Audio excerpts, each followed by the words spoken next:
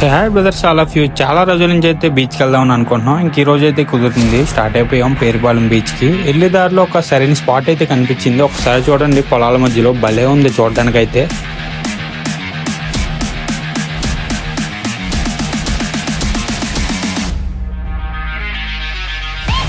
ఇంకా బీచ్ దగ్గర ఫుడ్ ఎలా ఉంటుందో మనకు తెలియదు కదా. ఇంకా నర్సాపురంలో అయితే ఆగాం. ఇక్కడ ఫుడ్ బాగుంటుందని చెప్పారు చాలా మంది. హైవే పక్కనే ఉంది రెస్టారెంట్. ఇక్కడ వచ్చేటప్పటికి నాటుకోడి ఆవకాయ బిర్యానీ అంట, చాలా ఫేమస్ అంట. అదైతే తీసుకున్నాం. నిజంగా చెప్పాలంటే బాగుంది. ఒక బెటర్ టేస్ట్ అయితే నాకు అనిపించింది. మీరు వెళ్ళినప్పుడు అయితే ఒకసారి ట్రై చేయండి. ఇంకా వచ్చేసాం బీచ్ దగ్గరలోకి. ఇక్కడ ఒక చర్చ్ కూడా ఉంది పెద్దది, చూడడానికి చాలా బాగుంది.